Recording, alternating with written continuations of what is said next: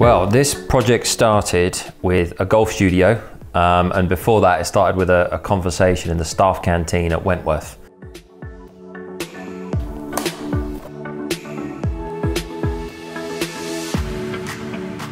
Myself and Kristian, we were teaching pros at Wentworth. Kristian was director of instruction. I was running the junior academy there, so we were both giving a lot of golf lessons.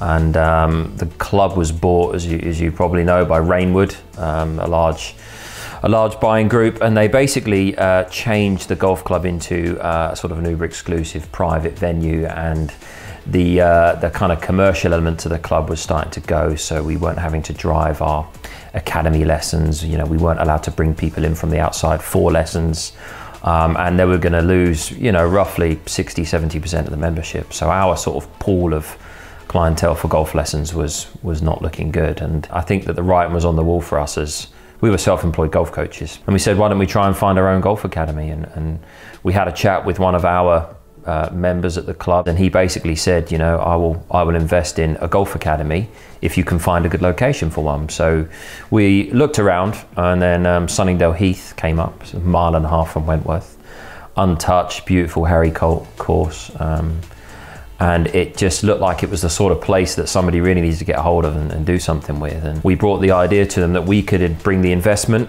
we could build a state-of-the-art indoor golf studio, because they didn't have space to have one outside. So a state-of-the-art TrackMan studio that our client would fund for us, and then the golf club would have all of the footfall from that. All the people that come up for lessons, we got PXG in for fitting service and whatnot.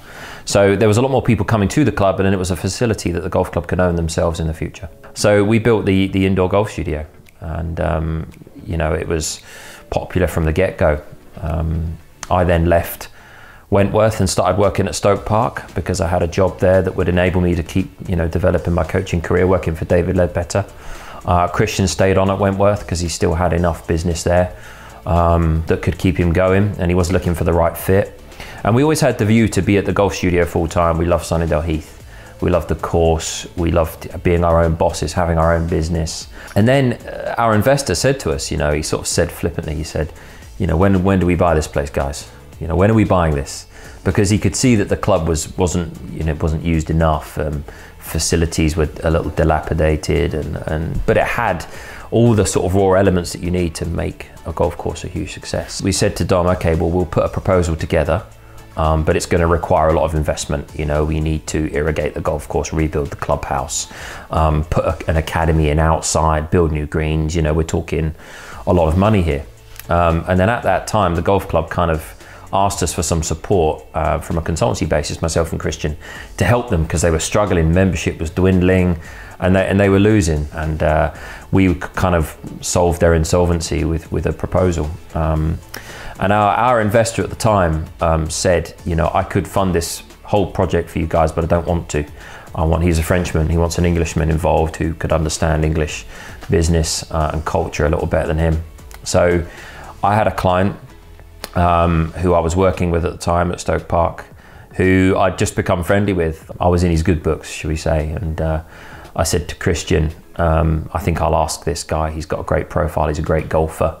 He knew about the golf studio and actually kind of said to me, you know, that's the sort of thing I'd be interested in investing in. He's a retired entrepreneur now. So I floated the idea to him at the end of a golf lesson. I thought, this is a good moment. He's hitting the ball well. I've done my job.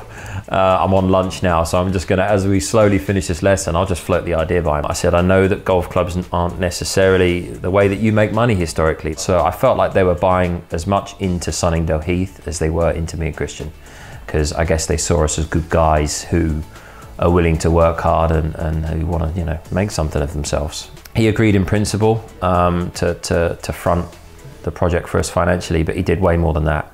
Both investors have done way more than that, and it's hard to get investment because, you know, asking someone for hundreds of thousands of pounds to invest in a golf club where, you know, they're not going to get massive multiples of that back, quite frankly. They're going to get some back, but not, you know, not huge amounts. We then had the battle of Sunningdale Golf Club, who previously owned this club before, and it became its own entity back in the 70s when it became the ladies, or the ladies owned it. It was always the ladies, but it became their own club in the 70s. And our investor, Mark, with his experience in negotiation as a broker, as a trader, came through. Kristian and I were in over our heads, I think, in a lot of areas with the purchase of this club. And the investment was amazing to get, but it wasn't enough for us to get this over the line.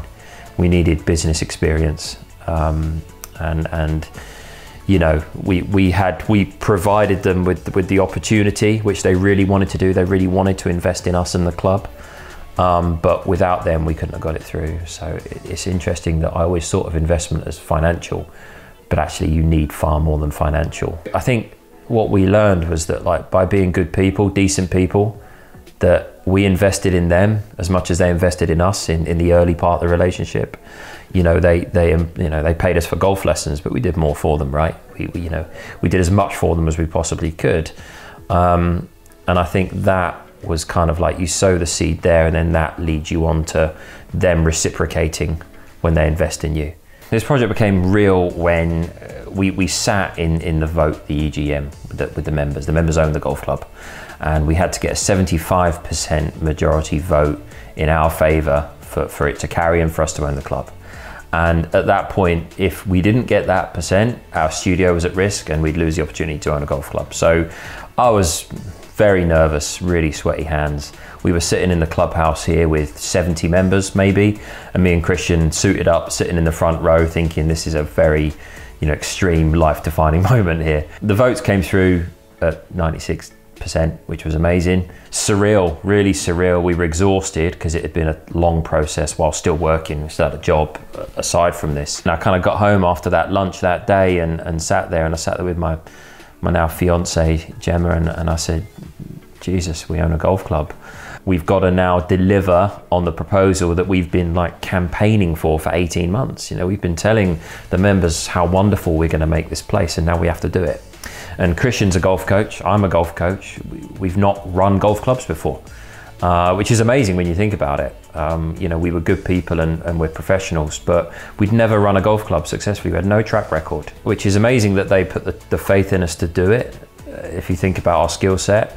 But then equally, you think we're almost mad, the two of us, to take on the project. So we're not saying that we can run a golf club to perfection, and we've made, we're going to make mistakes for sure. But the thing that we agreed on, and we learned it through getting good investors on board, was that we need to surround ourselves with good people.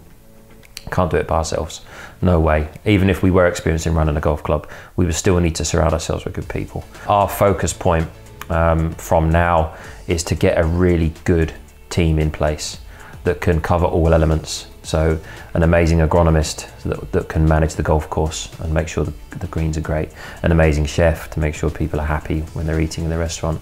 An amazing front of house manager to welcome the members, to know them by their name, know what they want to drink.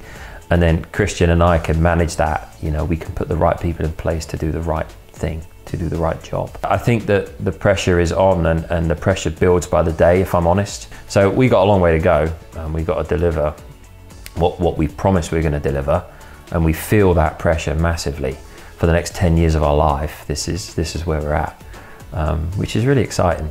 I wouldn't have it any other way. Really lucky. So the vision for Sunningdale Heath is to be premium and inclusive. We want this place to be available to everyone, every type of golfer, any age, any ability, but also to a premium standard. We both have high standards, we both have a high attention to detail.